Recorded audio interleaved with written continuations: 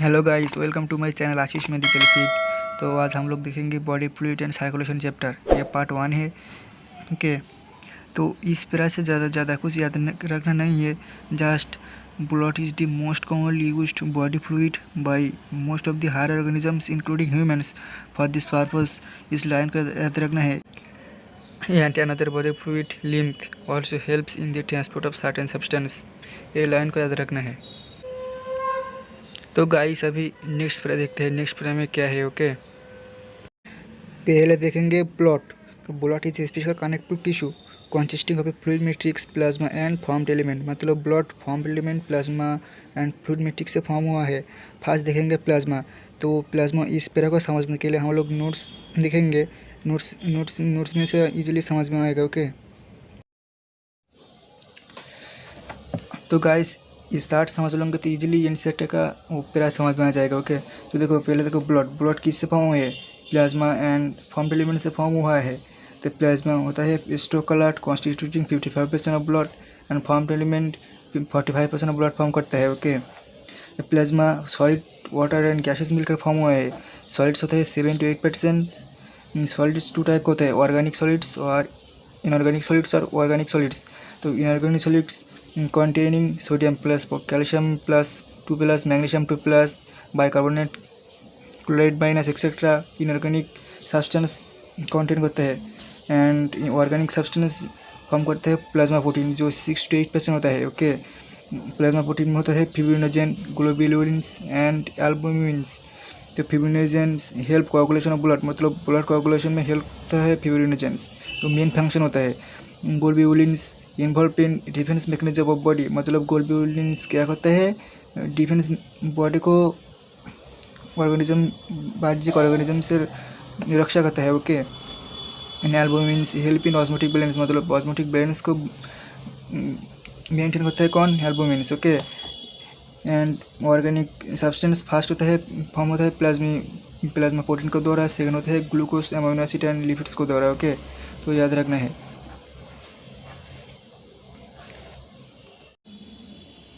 तो guys plasma का इस टॉपिक तुम लोग को इजीली समझ में आ गया होगा नोट से देख कर। ओके, बट तुम लोग मैं जो लाइन बताता हूँ इस लाइन को याद रखना है, मास्ट एग्जाम में आएगा इससे क्वेश्चन। ओके, फर्स्ट लाइन है फैक्टर्स फर्स्ट कोआगुलेशन और clotting of blood are also present in plasma in an inactive form. मतलब प्लाज्मा में जो क्लॉटिंग फैक्टर प्रेजेंट होता है वो इनएक्टिव फॉर्म में प्रेजेंट होता है। And second point is plasma without the clotting factor is called serum. मतलब प्लाज्मा में जब क्लॉटिंग फैक्टर एब्सेंट होता है तब इसको सीरम बोलते हैं। तो गाइस नाउ देखेंगे formed element erythrocytes leucocytes platelets मिलकर होता है जो 45% ऑफ ब्लड का हिस्सा होता है।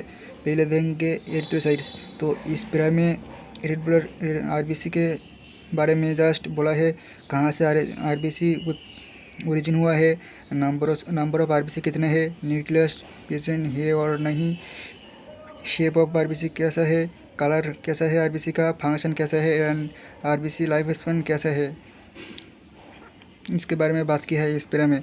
तो पहले देखते हैं ओरिजिन ऑफ आरबीसी होता है रेड बोन मेरो से। देन देखते हैं नंबर ऑफ आरबीसी जो 5 मिलियंस टू 5.5 मिलियंस होता है। देन आरबीसी न्यूक्लियस एब्सेंट होता है। शेप ऑफ आरबीसी बाइकॉन्केव होता है।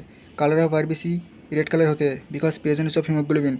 देन फंक्शन ऑफ आरबीसी का फंक्शन होता है ट्रांसपोर्ट ऑफ रेस्पिरेटरी गैसेस, मतलब like oxygen carbon dioxide etcetera को आरबीसी ट्रांसपोर्ट करता है। Then RBC life span 120 days होता है।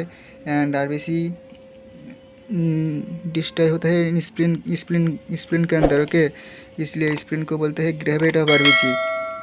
और एक लाइन है जो इस लाइन को ये healthy individuals has 12 to 16 grams of haemoglobin in every 100 millilitre of blood.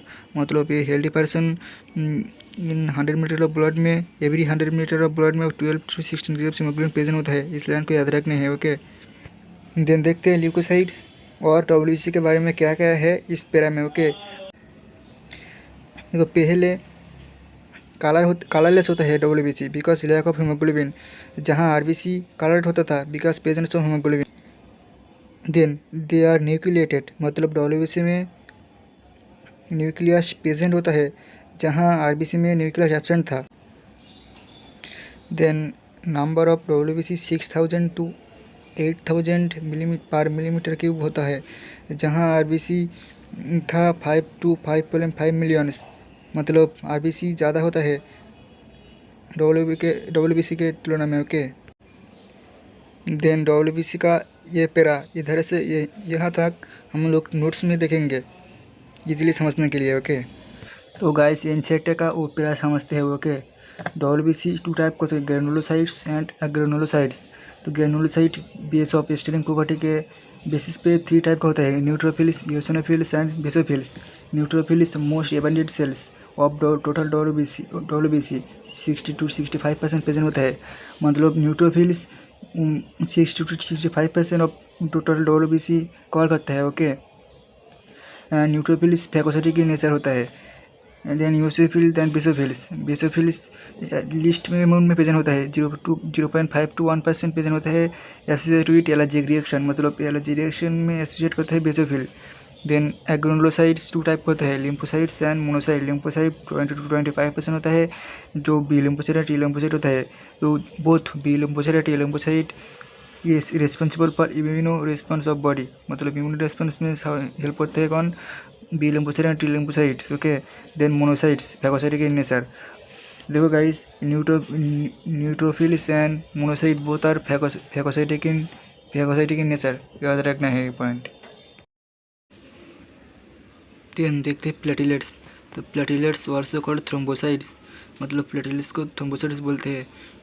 This platelets are cells are fragments produce from megakaryocytes, मतलब मेगाकैरियोसाइट से ये प्लेटलेट्स प्रोड्यूस होता है। Okay, blood normally contains 1,50,000 to 3,50,000 platelets per millimetre cube, मतलब number of platelets lakhs में present होता है, जो WBC से ज़्यादा होता है बट RBC से कम होता है। Okay, platelets can release a variety of substances most of which are involved in coagulation और क्लॉटिंग ऑफ ब्लड, मतलब प्लेटलेट्स जो सब्सटेंसेस रिलीज करता है जिनमें से मेजॉरिटी ब्लड क्लॉटिंग में हेल्प करता है। और इस लाइन को तुम लोग याद रखोगे। ओके, देन ये reduction in their number can lead clotting disorder which will lead to excessive loss of blood from the body. Platelets mainly coagulation of blood और क्लॉटिंग ऑफ ब्लड्स में हेल्प करता है। जब प्लेटलेट्स रिडक्शन हो जाएगा bloods में, obviously clotting disorder होगा, simple. तो गाइस, ये वीडियो का पहला पार्ट 1 था। नेक्स्ट वीडियो में हम लोग देखेंगे ये भी है blood grouping, RH blood grouping and coagulation of blood, next part में देखेंगे। ओके, तो जो चैनल को सब्सक्राइब नहीं करते प्लीज़ सब्सक्राइब कर दो यार।